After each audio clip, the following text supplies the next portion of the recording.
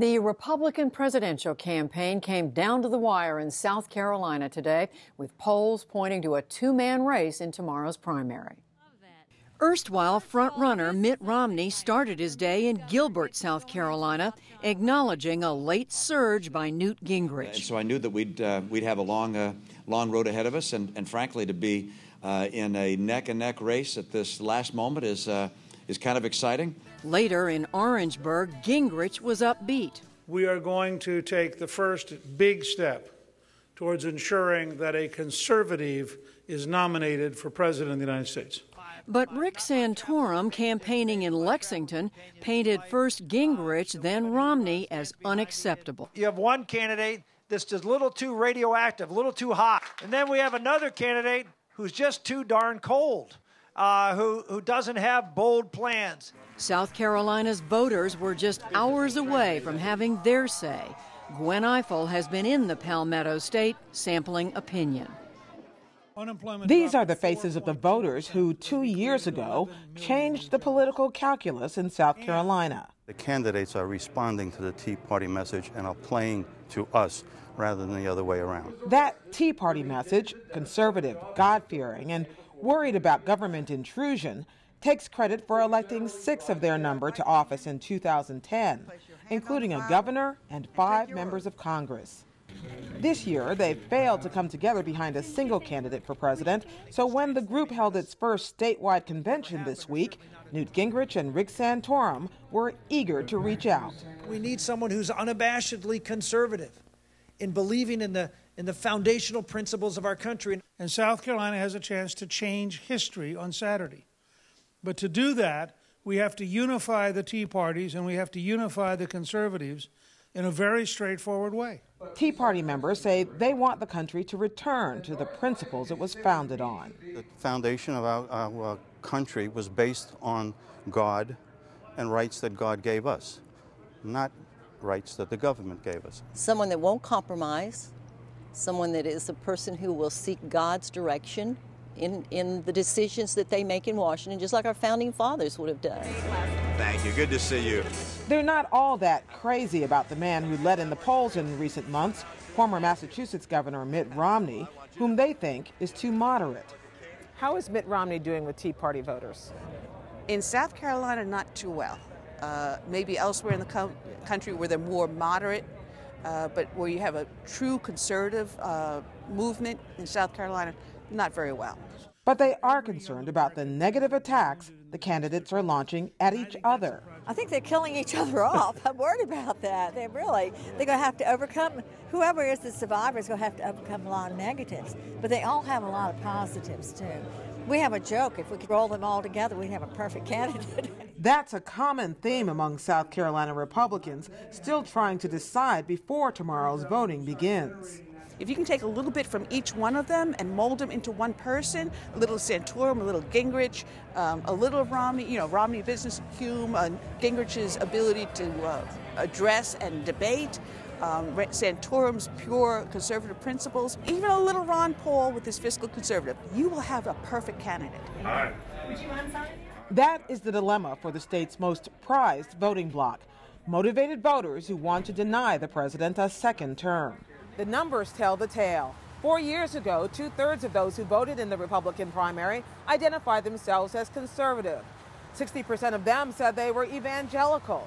And more often than not, whoever wins the primary here goes on to win the party's nomination. Bob Oldendick, a political science professor at the University of South Carolina, says the candidates are splitting that valuable vote. You see the candidates are trying to say they all agree there should be one candidate. What they disagree on is they all think it should be them. At last night's debate in Charleston, each made his pitch to uncommitted conservatives.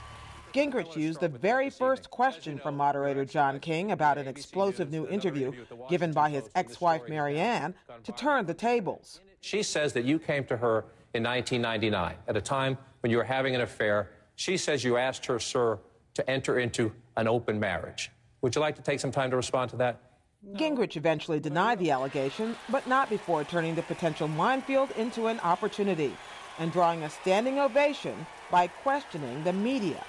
I think the destructive, vicious, negative nature of much of the news media makes it harder to govern this country, harder to attract decent people to run for public office, and I am appalled that you would begin a presidential debate on a topic like that. Paul emphasized his libertarian small government leanings. Well, most of the things the federal government could do to get us back to work is get out of the way. I'd like to name. I'd like to see the federal government have a sound currency. That creates a healthy economy. I would like to see massive reduction of regulations. I would like to see income tax reduced to near zero as possible. And that is what we have to do. Romney said he is best positioned to defeat President Obama. Ours is the party of free enterprise, freedom, markets, consumer choice. Theirs is the party of government knowledge, government domination, where Barack Obama believes that he knows better for the American people what's best for them. He's wrong, we're right, that's what we're going to win. And Santorum said he is the only true conservative left in the race. South Carolina, you've been told in the past you got to settle for a moderate because they can win. And you said, when the last time we had a situation like this in 1980, you said, no, we're going to take the strong conviction conservative. And you voted for Reagan before Reagan was the Reagan we knew. Vote for the one who can do the job that America needs. Vote for me. A daily drumbeat of new polls this week has shown Gingrich steadily closing in on Romney, turning what had been a double-digit lead into a likely photo finish. Hi, this is my mom. One big switch, according to an NBC News Marist survey, was among Tea Party supporters, who backed Romney 35 to 27% on Monday, but flipped to Gingrich 34 to 27% on Tuesday, after the week's first debate. Hello, sir. Good luck. So the fight is on to prove who is the most worthy. Voters are thinking it through. The Reverend Jesse Sellers pastors Park Baptist Church in Prosperity. As an evangelical, I support Newt, first of all, because of his integrity and also because of his economic program, which I believe is the right program for the United States. So far as integrity, he's a man who's been in the valley. He's experienced brokenness. He's experienced the things that we Christians and Southern Baptists hold dear to our hearts, which is repentance, humble himself before God. He's done that. We believe that his heart is sincere, and so we support him. Jerry Wheelis is a North Myrtle Beach businessman.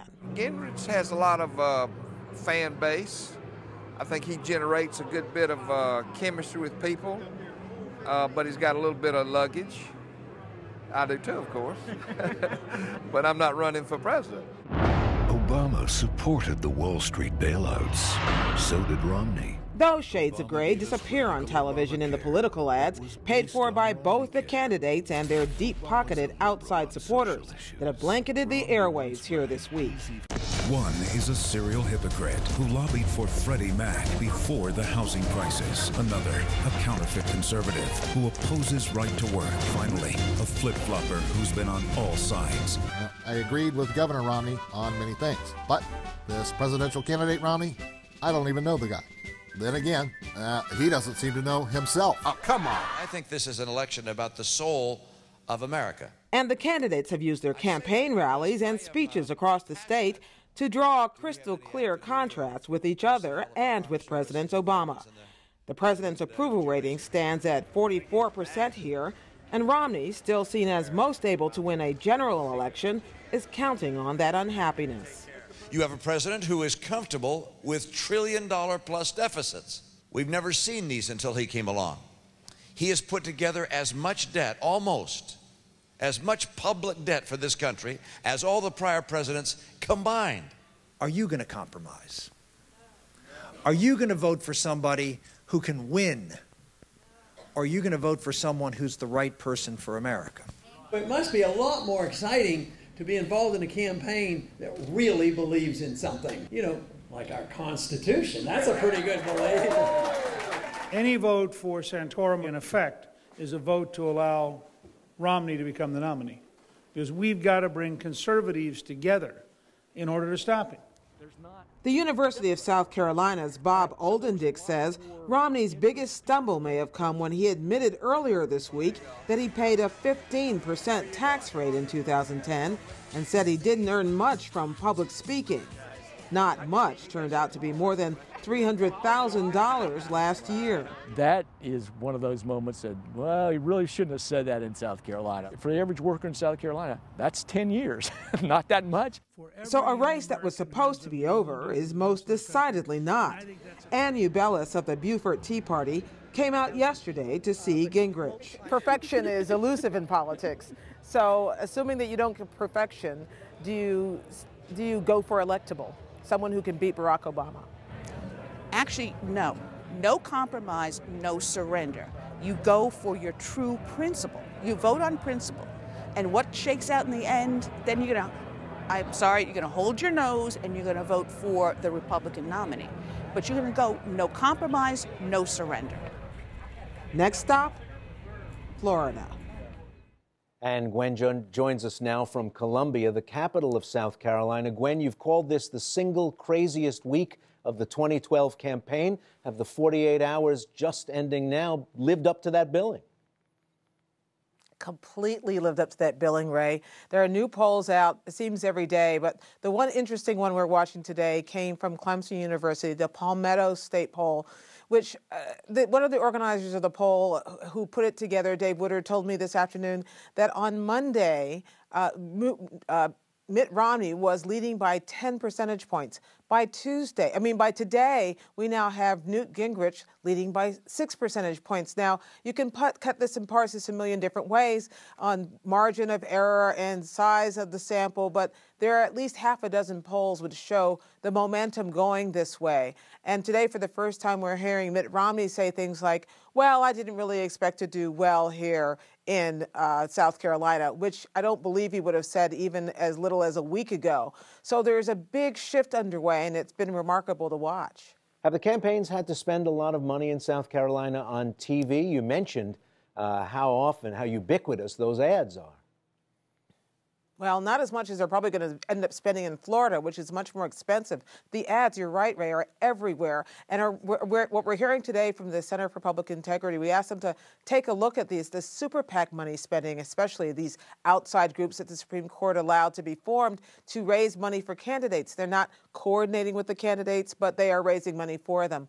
Mitt Romney and Newt Gingrich are the ones who've raised the most money from these super PACs with prosaic names like Winning Our Future and Restore America. But in truth, what's happening on the airwaves is incredible, almost unrelenting negativity paid for by a lot of the campaigns themselves, like Ron Paul's ads are some of the toughest on the air here, but also a lot by these super PACs who are just taken after each other in a way that could backfire in some way. Among some voters, we heard the woman in that piece say, they're going to blow each other up, or that some term like that. After a while, you begin to look at that and think to yourself, really, $3 million on ads in South Carolina? That's a lot of money, and that's how much both separately Mitt Romney and Newt Gingrich are spending, and that's what you're seeing that causes so much of the volatility in these polling numbers. You've reported on a 16-point swing between Romney and Gingrich, reported on the air war, but when you're out there face-to-face with the candidates and their crowds, do you get a sense that this is a very fluid race, that people are still in the process of making up or even changing their minds? Well, it's very interesting. Usually by the end, as you know, of these campaigns, this last week, we begin to see a little bit of blasé set in on the part of voters. Can you just take that stuff off our television? Will the robocall stop coming to my house? Can you stop sending me direct mail? We are still seeing hundreds of people show up at campaign rallies. In the case today here in this part of Carolina, in the driving, chilly rain, to see people, to hear people. And that doesn't even count Stephen Colbert, who drew like 4,000 people with Herman Cain at the College of Charleston today in a completely joking way. But the seriousness of this is that people are still curious. I talk to people, everyone I've been talking to here talks to people who say they are really trying to decide. The pollsters at the Palmetto State poll said when they asked voters why they were changing their minds about candidates, why they were shifting from one to another, they couldn't really give a clear answer.